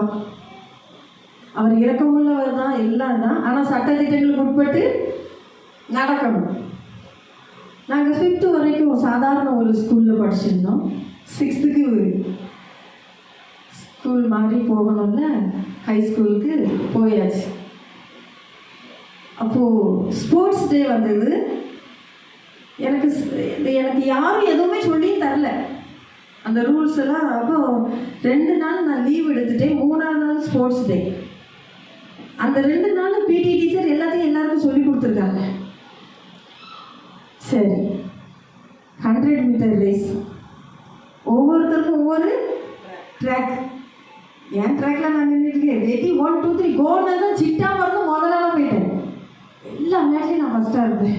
எனக்கு விளையாட்டு தான் ரொம்ப பிடிக்கும். முதலெல்லாம் வந்துட்டு திரும்பி பார்க்க எல்லாம் பின்னாடி வந்துக்கிட்டு ஓடிட்டு வராங்க. அப்போ நம்ம ஃபஸ்ட்டாக வந்துட்டு என்ன சந்தோஷம் தாங்க முடியலை. யாராவது என்னை கண்டுக்கிட்டாங்களா? ஒருத்தர் கூட என்னை கண்டுக்கல. நான் போய் வாலண்டியராக போயிட்டு என் பேர் தானே எழுதணும் அப்படிங்கிறேன். உனக்கு எப்படி பரிசு தர முடியும்? நீ பண்ண தப்பு உனக்கு தர முடியாது. நான் என்ன தப்பு பண்ணேன், நான் என்ன தப்பு பண்ணேங்கிறேன். எனக்கு புரியவே இல்லை. இவன் ஓடுறதுனால தான் நீ ஓடணும், நீ ஓடி வந்த அந்த இடையில அடுத்தவங்க ட்ராக்குக்கு போயிட்டாமான்னாங்க. அது எனக்கு தெரியாது. அப்படி ஒரு ரூல்ஸ் இருக்கு, நீங்கள் சொல்லியே தரலையே அப்படிங்க. நீ 2 நாளாக ஸ்கூலுக்கு வரல, அது ஓ தப்பு. பார்த்தீங்களா? சத்தியத்தை அறியலைன்னா அது நம்ம தப்பு. அவர் எல்லாவற்றையும் நமக்கு செய்து முடித்துட்டாரு. தன் ஜீவனையும் கொடுத்துட்டாரு. இதுக்கு மேலே எனக்கு அது தெரியல, இது தெரியல, இப்படியெல்லாம் இருக்கணும்னு எனக்கு ரூல்ஸ் உண்டுன்னு எனக்கு தெரியாதுன்னு சொல்ல முடியாது. பரிசுத்த பவுல் சொல்லுகிறார், ஓட்டத்தை ஜெயமா ஓடணும், கரெக்டாக ஓடணும். இது முதல் நீதியின் கிரீடம் எனக்காக வைக்கப்பட்டிருக்குது. அந்த நாளில் நான் அதை பெற்றுக்கொள்வேன். இடையில நம்ம தவறாக ஓடிட்டு அப்போ இப்படிதான் ஓடணுமான்னு சொல்லிட்டு ஒன்றும் செய்ய முடியாது. ஓடி வந்த ஓட்டத்துக்கு அர்த்தமே இல்லாமல் போயிடும். கர்த்தர் இந்த சத்தத்தை கேட்ட மீதியானியர், கிழக்கத்திய புத்திரர், அம்மோனியர்கள்லாம் என்ன செஞ்சாங்க? ஒருவருக்கொருவர் பட்டயத்தால வெட்டிட்டு ஓடிட்டாங்க. என்னதோ நடக்க அவங்களுக்கு ஒண்ணுமே புரியல. உங்கள் சத்துருக்கள் விழுந்து போவார்கள். யாரும் உங்களுக்கு விரோதமா எழுந்திருந்து கர்ச்சிக்கிற சிங்கம் போல நின்றுட்டு, ஏன் என்ன செய்யறேன் பாரு, உன் குடும்பத்தையே அழிச்சு போடுறேன் பாருன்னு நிற்பாங்க. இன்னைக்கு அவங்க நிமித்தமா அவங்க உள்ள உடைக்கப்பட்டு இருக்கணும். ஆனா கர்த்தர் அவர்களை பார்த்து கொள்வார். நீங்க சொல்ல வேண்டியதெல்லாம் ஒண்ணே ஒண்ணுதான். உங்க பேரை சொல்லிக்கோங்க. கர்த்தரின் பட்டயம், என்னுடைய பட்டயம். என்கிட்ட பட்டயம் இருக்குயா. அங்க ஒரு கோல் இருந்துச்சு, இங்க என்ன இருக்கு? ஒரு பட்டயம் இருக்கு. சும்மா இல்லை, அது சுட்டி போட்டுரும். ஒரு கன் இருக்கு, சும்மா இல்லை, எதிரி அது அழித்து போடும். எனக்காக யுத்தம் செய்யும். மகாபெரிய ரட்சிப்பை கர்த்தர் கட்டளையிட்டு கொடுத்தார். நிச்சயமாக நமக்கும் அவ்வளவு ஒரு பெரிய வெற்றியை தேவன் நிச்சயமாக கட்டளையிட்டு தருவார். இந்த சம்பவத்திற்கு பிறகு யாருமே எதிர்த்து வர்றதுக்கு யோசிச்சாங்க. கர்த்தருடைய நாமம் மகிமைப்பட்டது. சுற்றுப்புறத்தார் எல்லாருமே பேக் அடிச்சிட்டாங்க. அப்பா, இவங்க யாரு? கர்த்தருடைய பிள்ளை. இவங்களுக்கு முன்னால நாம நிற்க முடியாது. உங்களை முறியடிக்க பார்ப்பாங்க, வெட்கப்படுத்த பார்ப்பாங்க, செய்யாத குற்றத்தை செஞ்ச மாதிரி சொல்லி பார்ப்பாங்க. மிஞ்சி போனா உங்களை தற்கொலை பண்ண வைக்கணும்னு நினைப்பாங்க. தெரியுமா உங்களுக்கு? சத்துருவோட முதல் நோக்கமே நாம தற்கொலை பண்ணணும் தான். வேற எந்த எண்ணத்தோடு நம்மகிட்ட வரமாட்டான். ஆனா அதை டைரக்டா வராது. யாரையாவது உள்ள இழுத்துக்கிட்டு அவங்க மூலமா கிரியை செய்யும். நல்லா புரிஞ்சுக்கிடணும். நம்ம யாரோ ஒருத்தர் நம்மளை வேதனைப்படுத்தி, எதுக்கு நீலாம் உயிரோட இருக்க அப்படின்னு கேட்கும்போது, என்ன அவங்க இப்படி கேட்டாங்கன்னு உட்காந்து அழக்கூடாது. பட்டயத்தை எடுக்கணும், ஒரே கூட போட்டு தள்ளணும். யார? சத்துருவ, பிசாச. நீர் அங்க போகக்கூடாது, உமக்கு இது நேரிடக்கூடாது சொன்னது யாரு? அண்ணா, பரவாயில்லையே. அப்போ கர்த்தர் இயேசு என்ன சொன்னாரு? எனக்கு பின்னால போ. ஆமா, என்ன பேதுரு என்ன சாத்தானா? கிடையாது. சாத்தான் அப்பப்போ நம்மளுக்குள்ள வருவான். எப்படி வருவானா? இப்படிதான் வருவான். கொஞ்சம் பெருமை, கொஞ்சம் கர்த்தருடைய திட்டம் நம்மள என்னன்னு தெரிய விடாம கண்ணை மறைச்சு போட்டோம். இதுதான் சரியான திட்டமா இல்லையா என் வாழ்க்கையில? நான் இதை தான் செய்யணுமா வேண்டாமா? என்னுடைய திருமண காரியங்கள், வீட்டு காரியங்கள், என்னோட படிப்பு காரியங்கள், எல்லா காரியத்திலையும் கர்த்தருடைய சித்தமும் திட்டமும் நாம் அறிந்து கொள்ளணும். அதை கர்த்தர் விரும்புகிறார். 1 சாமுவேல் புஸ்தகம் 17ஆம் அதிகாரம் வசனம் 50. இவ்விதமாக தாவீது ஒரு கவனினாலும் ஒரு கல்லினாலும் பெலிஸ்தரை மேற்கொண்டு அவனை மனங்கடித்து அவனை கொன்று போட்டான். தாவீதின் கையில் பட்டயம் இல்லாதிருந்தது. பார்த்தீங்களா? இவ்விதமாக தாவீது ஒரு கவனினாலும் ஒரு கல்லினாலும் பெலிஸ்தனாகிய கோலியாத்தை முறியடித்து கொண்டு போட்டான். எதுவுமே தேவையில்லை. கர்த்தரை, அவரால் உருவாக்கப்பட்ட மக்களை, அவரால் உருவாக்கப்பட்ட சேனையை நிந்தித்து கொண்டிருந்தான். ஜீவனுள்ள தேவனுடைய கர்த்தருடைய சேனையை நிந்திக்கிறதுக்கு நீ யாரு? இன்னைக்கு நிந்தை என் இருதயத்தை பிளந்தது என்று நாம் சொல்றோம். இதே தாவீது எழுதின வார்த்தை தான் அது. நிந்தை என் இருதயத்தை பிளந்தது. இப்படி ஒரு ஜெயத்தை கொண்டு வந்த தாவீது சொன்ன ஒரு வார்த்தை. நிந்திக்கிற கோலியாத், அவருடைய ஆர்மி ட்ரெஸ் எப்படி இருந்துச்சு பார்த்தீங்களா? பயங்கரமான ஒரு உடை. அதை போலலாம் தூக்கவே முடியாது நம்மளால. எல்லாமே வெயிட்டு, கையில் வச்சுக்க ஈட்டியும் அப்படிதான், எல்லாமே வெண்கலத்தால செய்தது. இது வேற, அதுக்கு முன்னால ஆட்கள் வேற அந்த கோழியாட்ட பாதுகாத்துக்கிட்டு, வாங்கப்பா ஒருத்தன் வா பார்ப்போம்னா இரவு பகல் எத்தனை நாளா? 40 நாள். 40 என்று சொல்லும் பொழுது அது ஒரு குறிப்பிட்ட வயதை சொல்லுகிறேன். நம்முடைய வாழ்க்கையிலும் அப்படிதான், இரவும் பகலுமா நிந்தனை. அந்த நிந்தனை எப்படி இருக்கும் தெரியுமா? சில நேரம் நம்ம பேரை கூட வெளியே சொல்ல மாட்டாங்க.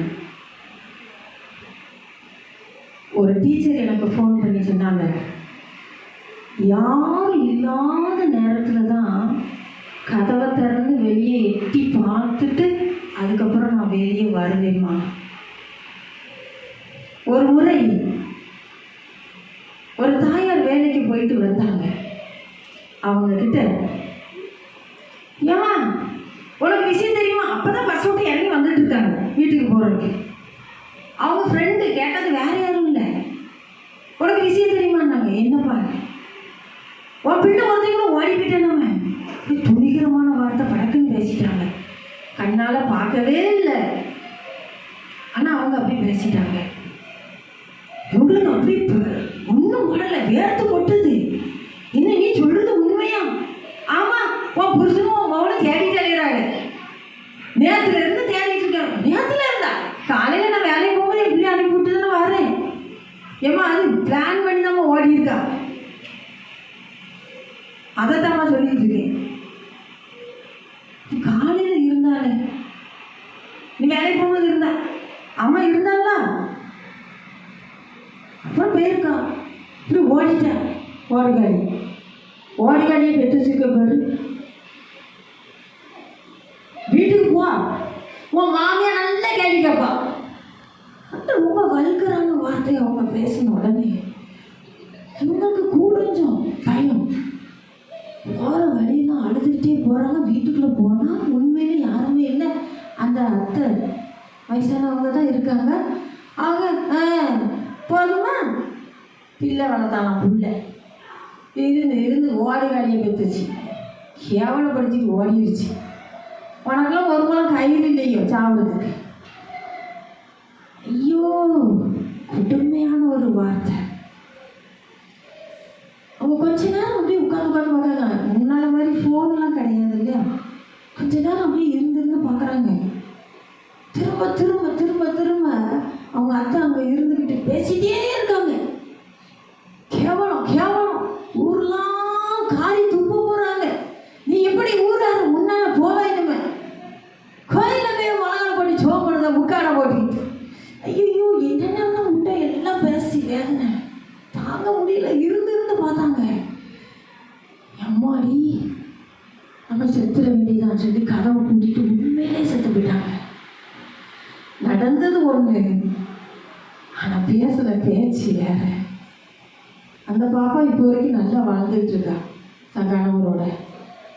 ஆனா அவ செஞ்சது வேற ஒரு காரியம், போனது வேற ஒரு காரியத்துக்காக. ஆனா நடந்தது இது. அன்பானவர்களே, சில வார்த்தைகள் அப்படியே நம்ம உருவ குத்தி தற்கொலைக்கு நேராக இழுத்து போயிடும். ஏன் நான் உயிரோடு இருக்கணும், ஏன் நான் உயிரோடு இருக்கணும்னு சொல்லி. ஆனா நல்லா புரிஞ்சுக்கோங்க, இந்த தாவீது அறிந்திருந்தார்.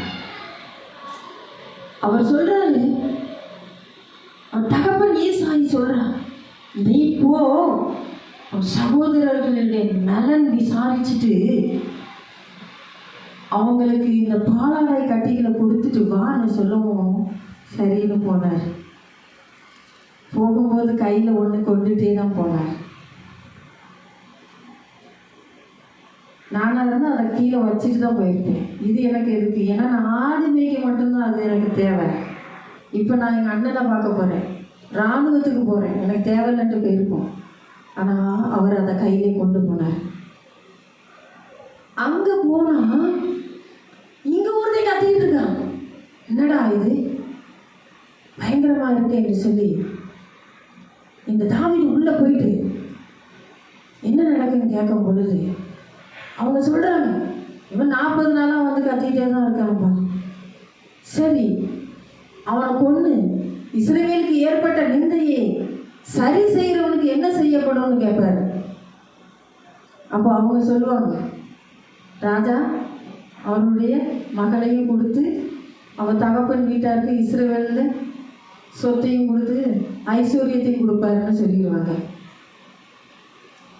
அப்படி சொல்லிட்டு இருக்கும்போது தான் அவங்க அன்னை வரணும். ஏன் உனக்கு இங்கே என்ன வேலை? கொஞ்சம் ஆள் இருந்துச்சுல்ல, அதை யார்கிட்ட விட்டுட்டு இருந்த? அது அண்ணன் மாதிரினாலே அப்படிதான்ப்பா. அண்ணன் அக்கான்னா அப்படிதான். உண்மை தானே? ஒரே அரட்டலாக தான் இருக்கும், உருட்டலாக தான் இருக்கும். உன்னை பற்றி எனக்கு தெரியும், நீ ரொம்ப திமிர் பிடிச்சவன், எனக்கு நல்லா தெரியும் பார்த்துக்க அப்படிமா. ஏன்னா ஒரு முறை சிங்கத்தையும் ஒரு முறை கரடியும் கொண்டு போட்டேன்னு கட்டாயம் அண்ணன் போய் சொல்லியிருப்பான். உடனே உனக்குள்ள ஒரு நீ ரொம்ப திமிர் பிடிச்சவன், உங்களுக்கு தெரியாது பாரு, மரியாதை போ, அங்கே இருக்கிற கொஞ்சம் ஆட்டம் மேய்க்கிறது ஒழுங்காக ஓடிடு, இங்கே நின்றுனா பார்த்துக்கலாம். இவர் என்ன செஞ்சார்? கொஞ்சம் தள்ளி எல்லாத்தையும் நழுவி விட்டு அங்கே போயாச்சு. அங்கே போயிட்டு இஸ்ரவேலை நிந்திக்கிற இவனை கொண்டு இஸ்ரவேலுக்கு ஏற்பட்ட நிந்தையை நீக்குகிறவனுக்கு என்ன கொடுப்பார் ராஜான்னு கேட்பார். இதுலேருந்து என்ன தெரியுது? இதுக்குலாம் அவர் ஆசைப்பட்டாரா? அப்படின்னா தான் கீழவாசியம் வாசித்து சவுலுக்கு வந்த அந்த பொல்லாத அசுத்தாவையும் துரத்தும் போது துரத்திட்டு அங்கேயே ராஜ சமூகத்தில் இருந்திருக்கலாமா? எதுக்கு திரும்ப வந்து ஆடுகளை மேய்க்கணும் இல்லையா? அவருக்கு அது மேலாம் ஆசை கிடையாது. இப்படி ஒருத்தர் கேள்வி கேட்கிறாருன்னு ராஜா கிட்ட போய் சொல்லணும். இந்த செய்தி எப்படியாவது எங்க போகணும்? ராஜா கிட்ட போயிடணும். அதுக்காக தான் என்ன செய்யறாரு?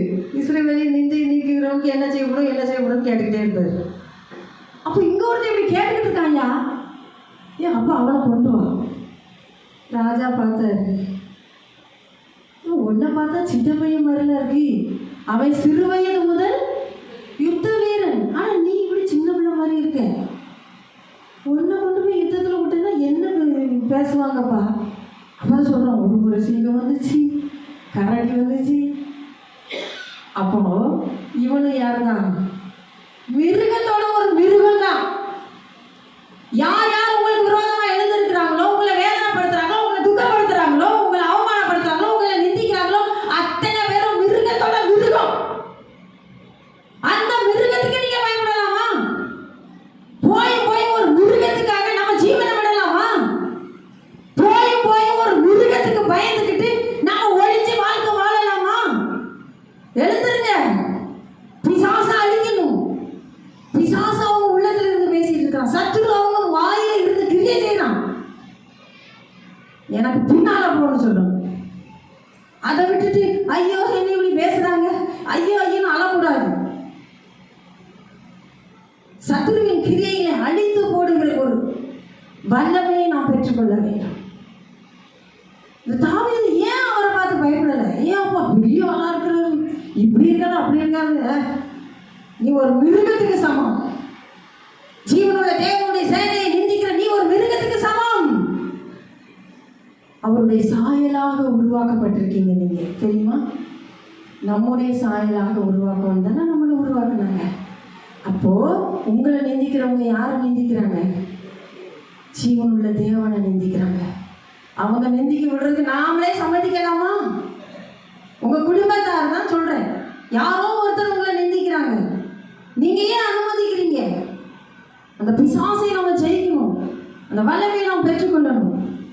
அப்போ ராஜா கூப்பிட்டாரு, சரி இந்தாப்பா என் ட்ரெஸ்ஸை போட்டுக்க, இந்த தலை சீராக வச்சுக்க, மார்க்கவசத்தை போட்டுக்க, இந்தா எல்லாத்தையும் போட்டுக்க, இந்த பட்டயத்தை வச்சுக்க. கொஞ்சம் தூரம் நடந்து பார்த்தாரு. காரியாச்சா? இல்லை.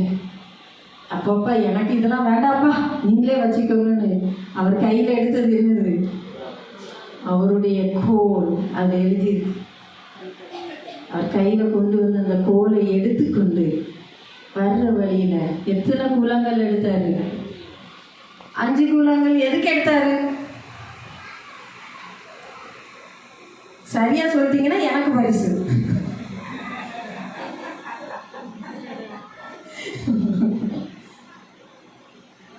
எதுக்குலாம் 5 குலங்கள் எடுத்தாரு? கோலியாத் 1, கோலியாத்தோட சகோதரர்கள் 4 பேர், ஆக மொத்தம் 5 பேர். கோலியாத்தை போட்டு தள்ளோடனே அடுத்து பின்னாடி ஒவ்வொருத்தனா வருவான். எல்லாரையும் போட்டு தெளிக்கணும்னு சொல்லி தான் 5 எடுத்து உள்ள வச்சாரு. ஆனால் இப்படி பின்வாங்கி ஓடியே போயிட்டாங்க அத்தனை பேர். ஆனால் விடலை, கரெக்டு எல்லாரையும் முடிச்சிட்டாங்க, சோழி முடிச்சிட்டாங்க. அன்பானவர்களே, நம்ம யாராவது நம்மளை உங்களை யாராவது பேசுகிறாங்கன்னா, நிந்திக்கிறாங்கன்னா, அது உங்களே இல்லை, ஜீவனுள்ள தேவனை நிந்திக்கிறாங்க. அவர் பார்த்துக்கிட்டு சும்மா இருக்க மாட்டார். துஷ்ட மிருகங்கள் தான் நிந்திக்கும். இன்னைக்கு மிருகங்கள் கூட அன்பான வாழ்க்கை வாழுது. ஒருத்தருக்கு ஒருத்தர் எவ்வளோ அன்பாக இருக்காங்க தெரியுமா? பறவைகள், விலங்குகள்லாம் பாருங்க, அவ்வளோ ஒரு பாசத்தோடு இருக்குதுங்க. மனித இனம் தான் ஒருத்தருக்கு ஒருத்தர் அடிச்சுக்கிட்டு இருக்கோம். இன்னும் ஒரு குடும்பத்தில் ஒரு 6 பேர் இருந்து அக்கா தங்கச்சி கல்யாணம் பண்ணி பேரன் பேத்திகளோடு ஒன்றா இருக்க முடியுதா? எதையாவது ஒன்று சும்மா வச்சு போன படி, நீ என்ன பண்ணிட்டு இருக்க, உன் பிள்ளை எப்படி வளர்த்து வச்சுட்டு இருக்க, அது அடங்கப்படாதியா இருக்கு. ஏதாவது ஒன்று பேசி நம்மளை வேதனைப்படுத்தி, இல்லை எதையாவது சொல்லி ஃபோன் பண்ணால் கூட ஒரு சந்தோஷமாக பேசுகிறாங்களா? கிடையாது. ஆனால் நாம் அதுக்கு அனுமதிக்கக்கூடாது. அவங்க பேசும்போதே நம்ம ஜெபிக்கணும், சத்துருவை விலகிப்போம். அவள் வாயில் இருந்துட்டு நீ என்னை வேதனைப்படுத்தலான்னு பாக்கியம், தொலைச்சிருவேன், தொலைச்சி ஓடிப்போ அப்படின்னு சொல்லணும். பிசாசின் கிரியைகளை நாம் இனம் கண்டு கொள்ள வேண்டும். இது யார் நமக்கு எதிராக அவங்க நிற்கிறாங்கன்னு சொல்லி. கர்த்தர் இன்னைக்கு ஒரு பெரிய அற்புதம் உங்கள் வாழ்க்கையில் செய்ய போகிறேன்னு சொன்னார். எப்போ தெரியுமா? நம்ம இப்போ ஜெபம் பண்ண போகிறோம்ல, இப்போ இப்படியாக ஒரு கல்லினாலும் ஒரு கவனினாலும் தாவீது மகா பெரிய வெற்றியை கொண்டாடினார். என்கிட்ட எதுவும் இல்லை, என்கிட்ட ஒன்றும் இல்லைன்னு இனிமேல் யாரும் என்ன செய்யக்கூடாது, சொல்லக்கூடாது. உண்மையில் ஒரு சகோதரன் போனை ஒட்டி, ஏம்மா எனக்கு ஒன்றுமே இல்லைம்மா, எனக்கு வாழையே பிடிக்கல, ஒன்றுமே இல்லைல்ல, உங்கள்கிட்ட எதுவுமே இல்லைல்ல. ஆமாம், என்கிட்ட என்ன இருக்கு, எனக்கு என்ன எதுவுமே இல்லையே, அப்போ இருக்கிறத கொடுத்துருங்கன்னு. என்கிட்ட ஒன்றும் இல்லைன்னு சொல்லிட்டு இருக்கிறத கொடுத்துருங்கிறீங்க. ஆமாப்பா, கர்த்தர் கொடுத்தது உங்கள்கிட்ட இருக்கு. அது என்னது? என்னது? அழகான கண்ணு, பேசுறதுக்கு நம்ம 2 பேரும் பேசுகிறோமே, பேசுறதுக்கு நாக்கு, எல்லாம் அவர் கொடுத்தது. அவர்கிட்ட இருந்து வாங்கிக்கிட்டு எனக்கு அவர் என்ன கொடுத்தாரு? கொடுத்ததை வச்சு நீங்கள் என்ன செய்யணும்? ஒன்றை 10 ஆகணும், 60 ஆகணும், 80 ஆகணும், 100 ஆகணும். நான் ஒன்றுமே செய்ய மாட்டேன், நான் சுத்த சோம்பேறியாக இருப்பேன்னு உட்காந்துட்டு அது எனக்கு என்ன கொடுத்தாரு? அவளுக்கு அங்கே பேர் 100 நகையை கொடுத்துருக்காரு. காணாக்குறைக்கு காரு, இங்கிட்ட ஒரு வீடு, அங்கிட்ட ஒரு வீடு. ஏன் அடுத்தவங்களை பார்த்து நம்ம எதுக்கு பரவாயில்லணும்? உங்களுக்கு இருக்குல்லப்பா, கை பயன்படுத்துங்க. கொடுத்துங்கன்னு கேட்டதுக்கப்புறம் தான் இவ்வளவு இது நம்மக்கிட்ட இருக்குங்கிறது அவருக்கு புரிஞ்சிச்சு. ஏசு எனக்கு ஒன்றும் தரல, ஏசு என்னை ஆசீர்வதிக்கலன்னு சொல்லாதீங்க, சரியா? இன்னைக்கு இந்த நேரம் கர்த்தர் அசைவாடுக போகிற நேரம். நம்ம கிட்ட அவர் பேச போகிறாரு, நம்மை ஆசீர்வதிக்க போகிறாரு. நம்ம எழுந்திருக்கலாமா? அவருடைய வல்லமையை வெளிப்படுத்த போகிறேன் என்று சொன்னார். ஒருவேளை வருஷம் வருஷம் வர்ற பண்டிகை தானே நீங்கள் நினைக்கலாம், ஆனால் நான் அப்படி நினைக்க முடியாதுல்ல. என்னை கர்த்தர் இந்த இடத்துக்கு கொண்டு வந்ததுக்கு ஒரு முகாந்திரம் உண்டு. அதுதான் தாவீது சொன்னார். அவர் அண்ணன்கிட்ட சொன்னார், என்ன கர்த்தர் இந்த இடத்துக்கு கொண்டு வந்திருக்கிறதுக்கு ஒரு முகாந்திரம் இருக்கும் இல்லையா அப்படின்னு சொல்லிட்டு தான் அந்த இடத்த விட்டு நான் கொண்டு போனார். அப்போ கர்த்தர் என்ன இந்த இடத்துக்கு கொண்டு வந்திருக்கிறாருன்னா, உங்களை சந்திக்க வச்சிருக்கிறாருன்னா நிச்சயமாக ஒரு நோக்கம் உண்டு. நம்ம கர்த்தரை நோக்கி பார்ப்போம். ஆவியானவரே என்னோடு பேசுங்க என்று சொல்லி கேட்போம். என்னோடு பேசுங்க என்று சொல்லி கேட்போம். அவருடைய வல்லமை நம்மை தொட போகிறது. எல்லாரும் எல்லாரும் எல்லாரும் எல்லாரும் ஏன்னா நம்ம பெற்றிருக்குது அவருடைய ஜீவ சுவாசம். அவருடைய ஜீவ சுவாசம் நம்ம மத்தியில் இருக்குது, நமக்குள்ள இருக்குது, நம்முடைய இருதயத்துக்குள்ள இருக்குது, நம்முடைய சரீரத்தை தொட்டு கொண்டு இருக்கிறது. அந்திய கால அபிஷேகம் சகல ஜனத்தின் மேலும் கொய்து கால சமயமல்லோ ஆத்மாவில் நிரக்கணமே. அந்திய கால அபிஷேகம் சகல ஜனத்தின்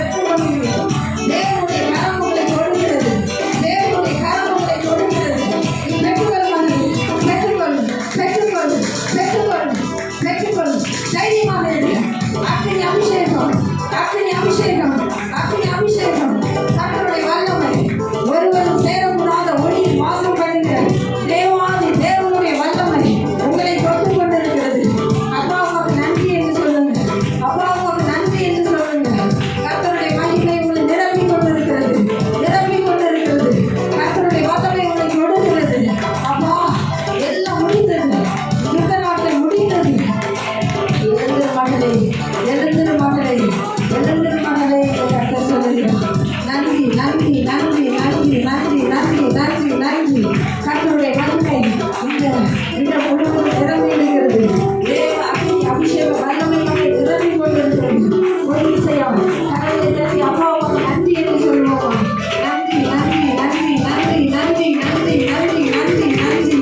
ஹalleluya ஹalleluya ஹalleluya ஹalleluya. இடம் கொடுங்க, கர்த்தருக்கு இடம் கொடுங்க, கர்த்தருக்கு இடம் கொடுங்க, கர்த்தருக்கு கேளுங்க. அப்பா, நான் உமக்காக வாழ வேண்டும், நான் உமக்காக வாழ வேண்டும், நான் உமக்காக வாழ வேண்டும் என்று சொல்லி கேளுங்க. நான் உமக்காக வாழ வேண்டும் என்று சொல்லி கேளுங்க. நானும் எழுந்திருக்கணும், நானும் எழுந்திருக்கணும். கர்த்தருடைய வல்லமை உன்னை தொடுகிறது மகளே, பெற்றுக்கொள் மகளே. நீ என்னுடையவள், நீ என்னுடையவள். ஒருவனும் உன்னை என் கரத்தில் இருந்து பறித்து கொள்ள முடியாது. அக்னி அபிஷேகம், அக்னி அபிஷேகம், புதிய அபிஷேகத்தினால கர்த்தருடைய நிரப்புகிறான். நீ என்னுடையவள், நீ என்னுடையவள். ஒரு அக்னி அபிஷேகம் விழுந்து கொண்டிருக்கிறது, அக்னி அபிஷேகம் விழுந்து கொண்டிருக்கிறது. தேவ வல்லமை, தேவ வல்லமை ஒவ்வொருவரையும் அசைத்து கொண்டிருக்கிறது. நன்றி பரிசுத்த ஆவியானவரே, நன்றி பரிசுத்த ஆவியானவரே. ஒவ்வொருவரையும் கர்த்தர் நிரப்பி இருக்கிறார், ஒவ்வொருவரையும் கர்த்தர் நிரப்பி இருக்கிறார். எல்லாம் முடிவுக்கு வந்தது, எல்லாம் முடிவுக்கு வந்தது. இன்றைக்கு நீங்க புதியதாக்கப்பட்டிருக்கிறீங்க, புதியதாக்கப்பட்டிருக்கிறீங்க. கர்த்தருக்கு நன்றி, கர்த்தருக்கு நன்றி, கர்த்தருக்கு கோடானு நன்றி. சத்துருவை ஜெயிக்கிற ஒரு வல்லமை, உலகத்தை ஜெயிக்கிற ஒரு வல்லமை. இனி நீ அழுது கொண்டிருக்கிறாய், இனி நீ அழுது கொண்டிருக்கிறாய். ஹalleluya. அப்பா பிதாவே, உங்களுடைய மகளுடைய திருமண காரியம் தடைப்பட்டு கொண்டே இருக்கிறது என்று அழுதீங்க. கர்த்தர் இந்த நாளில் அந்த தடையை மாற்றி போட்டார். ஆவியானவர் பெரிய காரியங்களை செய்து கொண்டிருக்கிறார். உங்க கணவருக்காக நீங்க ஜெபித்தீங்க. கர்த்தர் உங்க கணவரை மாற்றுவேன் என்று சொல்லுகிறார். கர்த்தருக்காக ஊழியம் செய்யணும்னு ஆசைப்பட்டீங்க. கர்த்தர் உங்களை எடுத்து பயன்படுத்துவேன் என்று சொல்லுகிறார். வல்லமையாய் தேசத்தை அசைக்கிறவர்களாய் நீங்கள் எழுந்திருப்பீங்க. ஒப்பு கொடுத்த ஒவ்வொருவருக்காக கர்த்தருக்கு நான் நன்றி செலுத்துகிறேன். எல்லாரையுமே கர்த்தர் ஆசீர்வதித்தார். அபிஷேகம் பெற்றவர்கள், அபிஷேகம் பெறாதவர்கள் எல்லார் மேலும் கர்த்தருடைய வல்லமை இறங்கி வந்ததை நான் பார்த்தேன். சமாதானத்தோடு வீட்டுக்கு போங்க. இன்றிலிருந்து உங்களுடைய வாழ்க்கை மாறும். புதியதாய் நீங்க வாழ போறீங்க. இந்த அபிஷேகம் உங்களை வழிநடத்தும். இனி ஒருவரும் உங்களை அசைக்க முடியாது, இனி ஒருவரும் உங்களை அசைக்க முடியாது. சத்துரு தொட முடியாது. அவன் தோற்றி போனான், அவன் தோற்றி போனான். அப்பா பிதாவே, நீர் சொன்ன உங்களுடைய நல் வார்த்தையை உங்க பிள்ளைகளுக்கு நான் கொடுத்திருக்கிறேன். அப்பா, இந்த வார்த்தை வெறுமையாய் திரும்பாது.